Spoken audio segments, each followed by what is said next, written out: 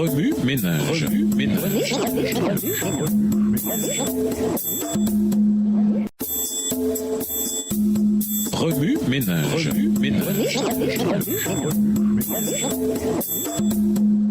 Bienvenue dans votre émission Remue ménage. Nous voici au jeudi, le lien parfait de l'unité. Lisons Somme 133, verset 1. Somme 133, verset 1. Cantique des degrés de David, voici, oh qu'il est agréable, qu'il est doux pour des frères de demeurer ensemble. Le Père, le Fils et le Saint-Esprit ont décidé ensemble de créer l'humanité. Et dans un lien qui unit parfaitement, ils ont décidé ensemble de sauver l'humanité déchue par le sacrifice du Christ sur la croix. Depuis la naissance du Christ à Bethléem jusqu'à son baptême au Jourdain, on a la preuve marquante d'une unité touchante entre Jésus et son Père céleste dans les paroles suivantes.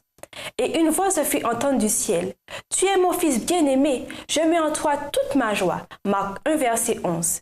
Et aussi, « Ne crois-tu pas que je vis dans le Père et que le Père vit en moi?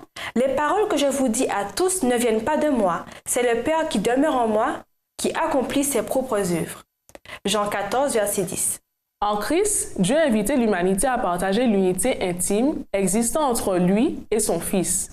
Pour ceux qui ont répondu à l'offre de la vie éternelle, en acceptant Jésus-Christ pour Sauveur et Seigneur, il n'existe pas de plus grand honneur que l'unité de la foi parmi eux qui dirige tous les êtres humains vers l'agneau de Dieu, quelle que soit leur diversité. Jésus-Christ nous a donné le salut par son sang et la mission de toucher tous ceux qui n'ont pas encore répondu à son offre de la vie éternelle.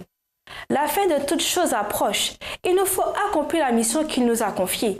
Cependant, sans un abandon total, une conversion authentique, un amour pour la vérité et une unité dans la direction de cet esprit, les âmes risquent la perdition éternelle. Ainsi, par-dessus tout, mettez l'amour, ce lien qui vous permettra d'être parfaitement unis. Colossiens 3, verset 14. L'une des plus grandes prières de Jésus a été que ses disciples soient parfaitement un, tout comme lui et le Père sont un. C'est sur cette unité guidée par l'Esprit que repose l'ultime puissance de l'Évangile qui touche les cœurs, les âmes et les personnalités les plus opposées, les réunissant en un même accord dans la maturité de l'Esprit de Jésus-Christ. Remue ménage. Quelles directives pratiques devrions-nous suivre pour atteindre l'unité en Christ?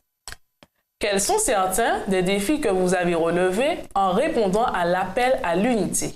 Si nous buvons à la même source du salut, pourquoi sommes-nous encore divisés? Au revoir. Et à demain si Dieu veut.